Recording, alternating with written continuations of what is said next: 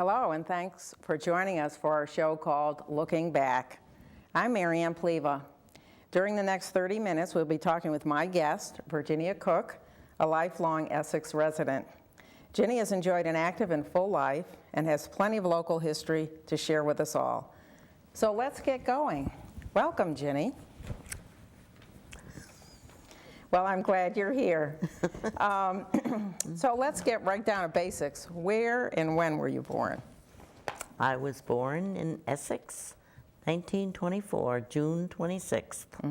Good. So you have a birthday coming up soon. Yes, I do.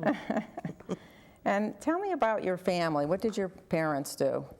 My father was a farmer. He also served as third selectman on the selectman board in Essex quite a number of years. He had a dairy before I was born.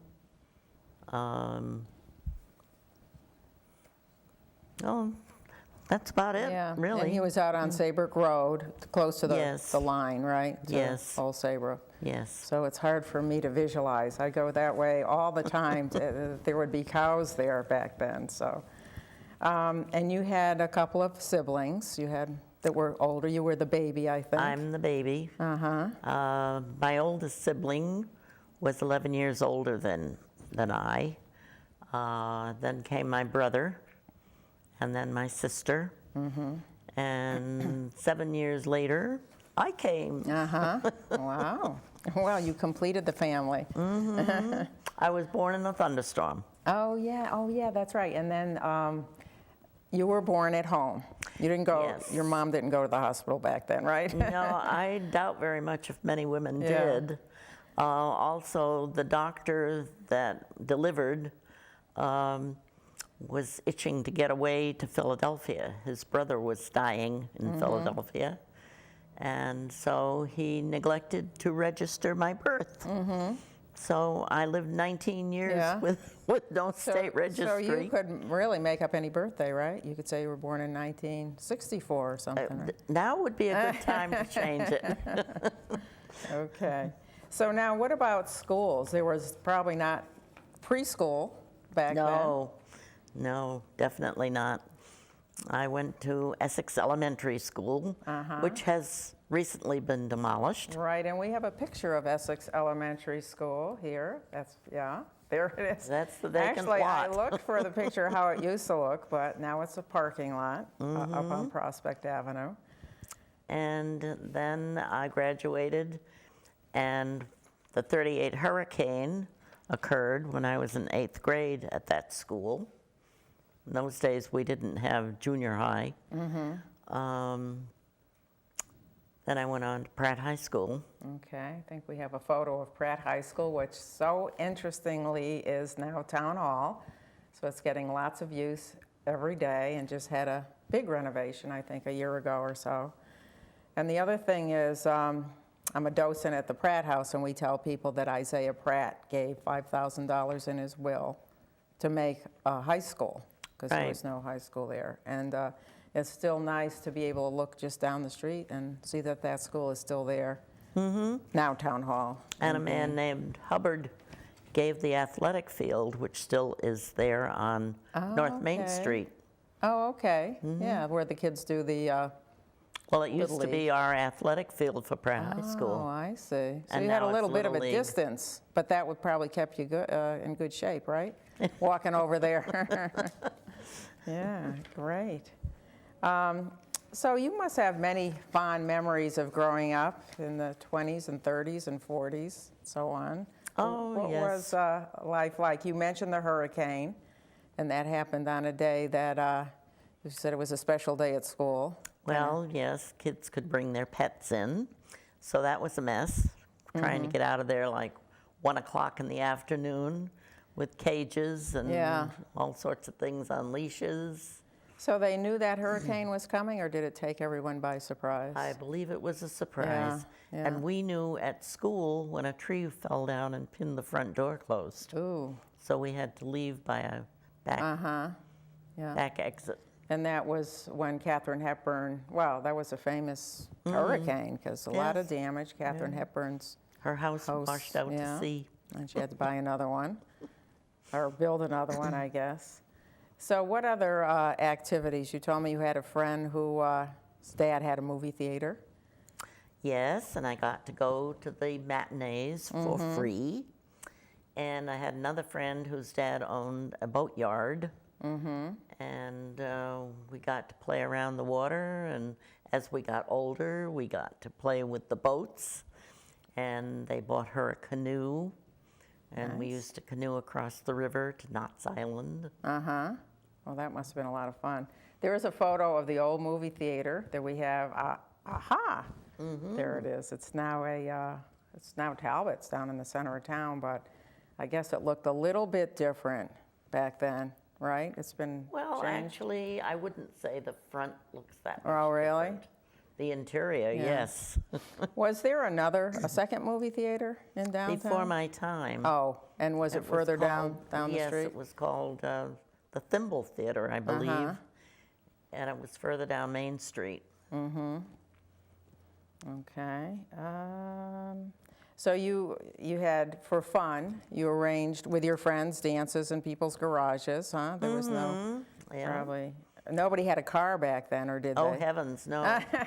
And we were too young to drive anyway. Yeah. And how did you get around? You said that you Bicycle and were... roller skates. Bicycle. And there must have been a lot of people with bicycles back then. Well, kids. Yeah, kids, but... Of course, there were automobiles for the adults. Yeah.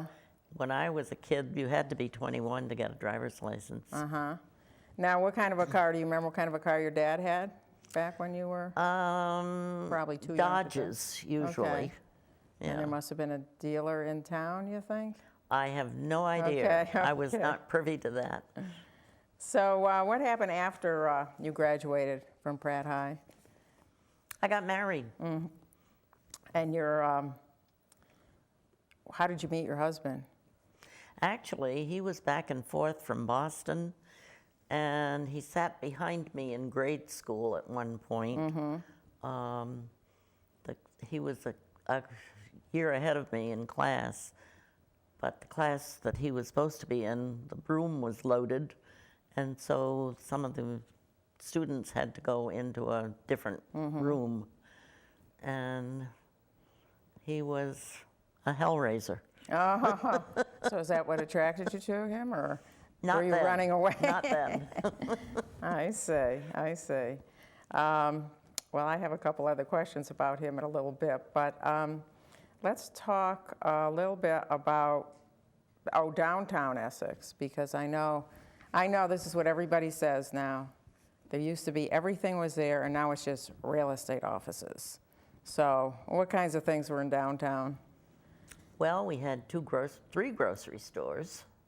There was an A&P store on the corner of North Main. It's now a dress shop. Okay, I think we have a photo of that, the grocery store. Oh, there it is. That's the one, right? And then we had a First National on the left side of Main Street, which is now real estate offices. Later, a building was moved, it was a home actually, was moved back off of Main Street on the right side, and a First National store was built there. I see. Now, the Black Seal, you said you knew the woman who first started that She became restaurant. my sister-in-law. And she started the Essex restaurant in the mid-30s. And she started it on $300. Wow. And she had to go to the bank, right? And she went to the find a friendly bank. banker. Mr. Barnes was the banker. She was tall, blonde, with a southern accent. And he said, "Emma, are you sure you can do it on $300? And she said, "If I can't, I'll give you back your money." So she was a single woman. That was kind of unusual. Do you think? No, she was married. Oh, she was married and at that She time? had a child. Okay. He was about 7, I think, at So the that time. she decided that she would like to open a restaurant, and she just went ahead and At an got her early loan. age, her husband died of pneumonia. Oh, I see. So that was after he passed away that she opened the restaurant. My memory is a little vague because Yeah. I was quite young. Okay.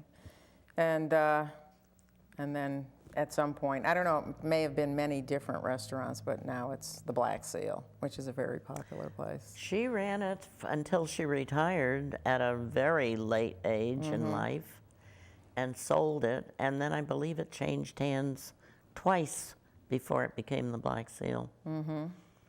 So and that reminds me of, she didn't serve liquor there, right?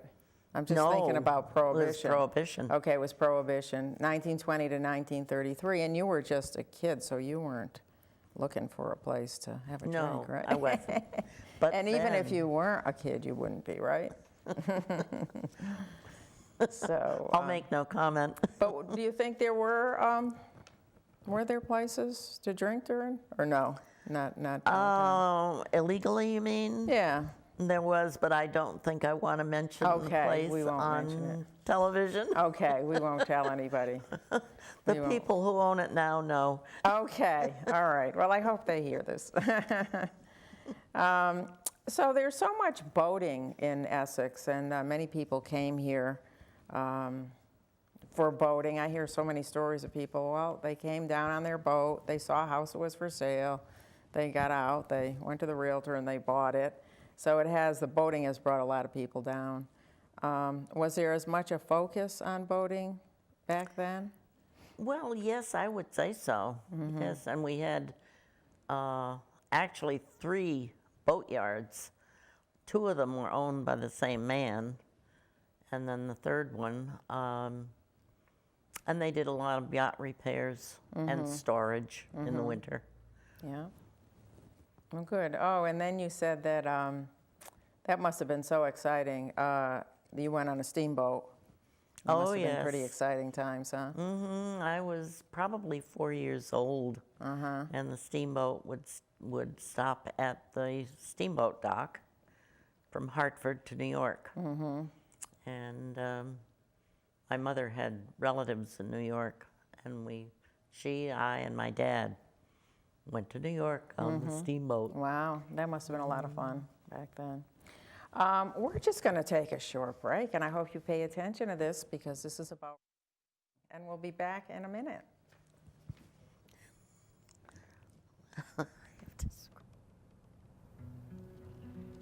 They said I couldn't dream. Called me a piece of trash and swore that's all I'd ever be.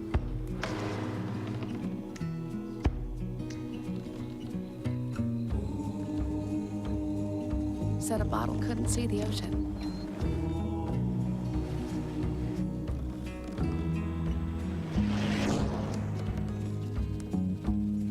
Give up. Go back to the dumpster.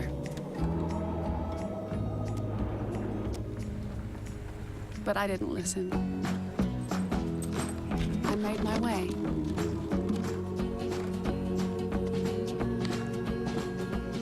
And now, I am what I've always wanted to be.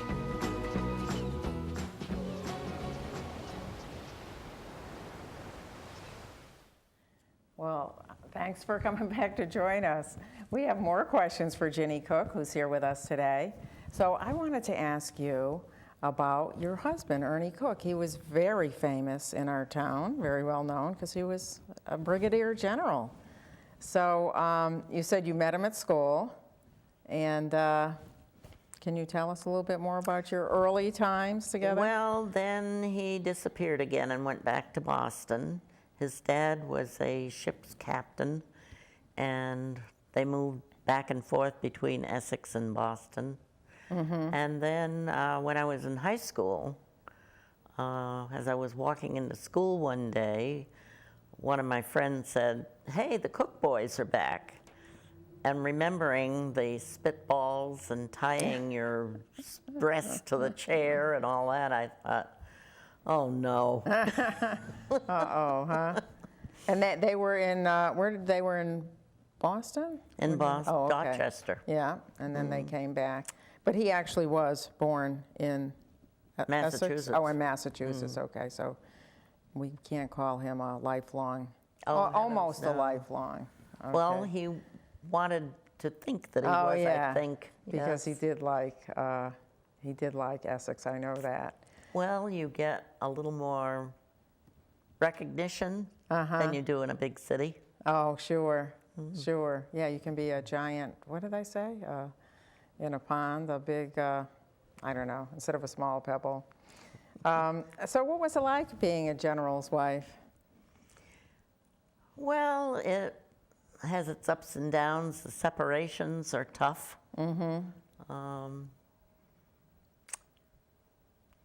I don't, it's like any military wife, really. You have to go with the flow. Right, and you did have to leave a few times, and Yes, he was sent off to schools in different places. Sometimes he went on his own, and sometimes I accompanied him. but it was always nice, I'm sure, to come back to Essex. Always. That's when he got to feel like Essex was his hometown. And he did refer to Essex as paradise. That I think I remember. Is that correct? Yes, it is. Yeah. Must be more like paradise when you're retired. And then you can really just be home and enjoy it.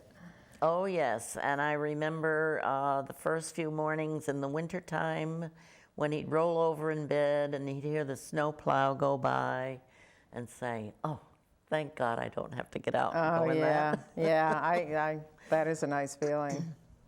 So in the park, there's a special bench, and we have a picture of that. And what it says is, because it's a little hard to see, in honor of Brigadier General Ernest Cook, Jr., 1922 to 2006, served Essex and his nation with pride, Semper Fi, if I pronounce it right, always faithful. Oh, yes. God bless Ginny and me. And he did love it here. And no, I guess we don't have the other photo, but it was really nice that you said it just sort of appeared, right? Yes. His military career started in the Marine Corps during the war. And well, I have to mention your son Bill because he's one of our camera people here today. So Bill and your other children? We had a daughter, Sherry. She's no longer with us. And our son, Kim. He's a mailman in Chester. Okay. Good. Now you have a really pretty house on Maple Avenue, which is just about my favorite street in all of Essex. I like it because I like to bike, as you know, and it's the only road that I've found so far that's flat. So I like biking on Maple. So there's a picture of your house, and do you know what the date of that house is? 1839, I believe it is. 1839, and okay, so why did you buy that house? Well, it was something we could afford, and we had the GI loan benefit. It needed a lot of work because the man who owned it had raised 7 children in it. Well, when I say he raised them, they had 7 children. Yeah. The children kind of raised themselves. So that'll give you an idea of the condition. Of the house. Party Central, maybe? Or they didn't do that back then, I don't know. So you said, or at least the book, that Don Malcarney's book said that the house might have been moved from where it was before. That's my understanding. It had been part of the button and comb factory at the Mill Pond area. Which is right off River Road, right? Correct, near Denison? North Main Street. Yeah, North Main. Oh, that's right, not River Road. And it was one of a few just buildings? I have no idea how big the operation was, but my house and the house on the corner of Maple and Riverview, the original house was also moved from there. It's been since added on to considerably. Riverview and, Riverview and Maple. Oh, interesting, because that house looks like it's like 2 houses together. Well, it's been added on over the years. In fact, mine has had additions, and we added another room and 2 rooms, a sunroom, Yeah. and extended another room. Well, it's a very comfy house, and I love your sunroom. And we have another photo, because one of the other reasons you did buy that house is because your mother-in-law was right down the street, right? And so your husband lived in that house, and Right. we're looking at that house, and that house is on the corner of Kings Lane Right, and and Maple. And it used to be red. Paula Merrick lived in there not long ago and sold it a couple of years ago, and then it became gray and lost some of its trees, I think. It originally, when my mother-in-law owned it, it was white. Oh, it was white, okay. Probably I more tried to get her to houses. paint it red, and she never Oh, would. so there, somebody did it in spite of her, huh? So when you look back at some of the neighborhoods around Essex, I know Essex has really kind of flip-flopped a lot, because Ivoryton was like the working section. But back then, I mean, back a long time ago, it was where all the tax dollars came from, because they were so prosperous with the ivory Absolutely. trade. And now it's sort of flip-flopped a little bit. Well, I'm sure more tax dollars come from downtown Essex. So what were some of the nicer neighborhoods that you recall? Well, North Main Street, Essex, was always rather if you'd consider it a wealthier area. Lower Main Street, before some of the old houses were turned into shops. And lower North Main Street, of course, was the Dickinson homes. So that naturally was lovely, still is. Yeah, that big giant Dickinson, they call it the With the Dickinson pillars. Mansion. Yeah, that is a beautiful spot. Yes. Right. And the house, well, it's a house now. When I was a kid, it was the garage, the Dickinson garage. Oh, yeah, that is another beautiful house. And we yeah. used to roller skate in the parking right. garage area there. Well, that's a big area, so there's plenty of room to practice your turns and all. So that's great. We have another PSA, public service announcement, so if you'll just bear with us, we'll do one more here. I hate to look at my...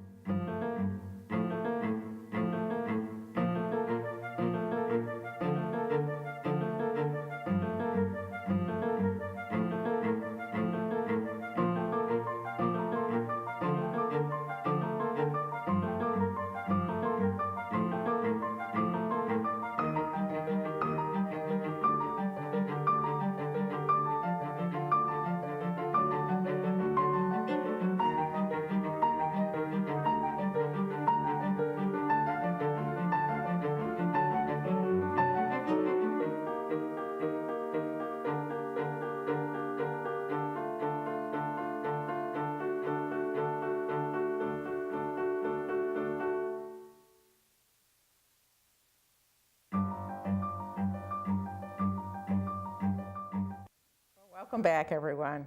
I'm still delighted to be with Ginny Cook here, finding out some history. I think many of you know that Ginny was a registrar of voters for many years in Essex. And can you tell us how you got into that job? And tell us about it. Oh, well, a lady who was the Justice of the Peace drafted me one day, and I guess I kind of fell into being on the town committee from that. And then I was asked to run for registrar, so I did. And as a Justice of the Peace, did a lot of weddings, 51 as I recall. That was an interesting side of it. Yeah. And of course, running the elections as registrar of voters. We were a minority. The Democrats were a minority. Yes. Yeah. I was gonna ask Iverton you used to that. pull us out of the slump if we won offices. Generally, the town went Republican. But finally, during my reign as registrar, the Democrats did finally win. And that was with, who was, do you Dick remember? Riggio. Okay. Yeah, I guess back in, well, there was one time, Ted Bliss is kind of a good numbers guy, and he told me in 2000, 96% of the registered voters voted. It was a special, there was some controversy over some term limits, and he said that's why a lot of people came out. But in any case, they got some kind of award from the Secretary of State, so I know that people were proud of that, because when I first came to town and I went to vote, they said, oh, this is a town where everybody votes. They were very proud of that. But yeah, we went from, he said, Republicans were first, the largest batch of voters, Democrats next, and independents. And now it's independents first, Democrats next, and Republicans. And I think it's kind of close with the Democrats and Republicans. And let's see, we're about 4,600 voters now, the total of all of them. That's all Well, right. that's pretty good, considering the total population of the town. Yes, that's true. We still don't go back to that big turnout of voters, though, because it's been around 70, something like in the 70s percentage-wise. So why do you suppose that is? I mean, why don't people come out more and vote? What's I really don't have a clue. It depends on the issues, I think. If there's a question along with the regular election, yeah. and it has a lot of controversy attached, I think people turn out for that. And I guess the national elections always get more people out, because I think we hear more about those. Well, I think so, Yeah, yes. rather than the local elections. And we know the real local elections, like schools and things like that, seem to get a really small turnout. So, could you still marry somebody? Are you still No, Oh, you can't. not anymore, no. I retired. My husband retired, and that's when I retired, so we could travel. Okay, Because okay. registrars get busy in the spring and fall, and if you're going to travel Space A, Yeah. which is with the Air Force, Oh, okay. spring and fall is the ideal time. Yeah. So where were some of the places that you went to after you guys retired? Well, we did Italy, we did the British Isles. I'm going brain dead here. Hawaii. I remember because Hawaii, but we didn't do that Space A. Okay. And prior to his retirement, we also went to England and Ireland. I know there's another country. We saw Spain.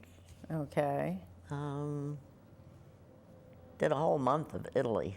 Oh, nice. That sounds like a good vacation to be that long. Yes, it was. Really was. Yeah. We went down one side of the mountain and came up the other And side of the were you mountain. able to speak a little Italian when you came home? None. And not since, huh? They have learned to speak English. Yeah, I know. Isn't that nice? That, Yes, it So many is. countries that we visit can really accommodate us because they all know English, but we don't know all those other languages. So, what do you think is the biggest change in Essex when you look at it over the years? Because I know you've been here your whole life. Well, one is Main Street. Yes, we have a little grocery where you can buy sandwiches and bread, I guess. But we used to have 3 groceries. We had the Royal Scarlet store. That's now a parking lot for the bank. It just was more hometown. Yeah, you had a couple of ice cream stores too, I think. Yes, we did. Yeah. We had Pratt's store, and that was the kids' hangout. Yeah, that was good. And there was a bowling alley behind there.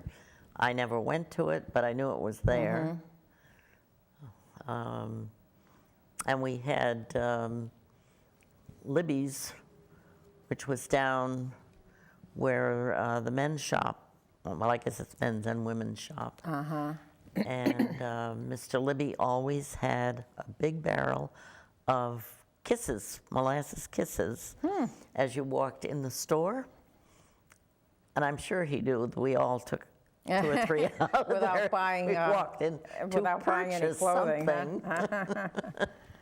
Yeah, great. I do want to go back because I was thinking about this. I have a little cheat sheet with all the presidents. So you have lived through, I think it's 15 presidents, starting with Calvin Coolidge, who we talked about how he was woken up in the middle of the night by his father, I guess, who swore him in from his little place. He was sworn in his father's living room in Vermont. Yeah, that was pretty exciting for everyone. I'm sure Calvin himself too, and he had to get started. So of all these 15, and there were 8 Republicans and 7 Democrats, do you have a fondness for one over another, or?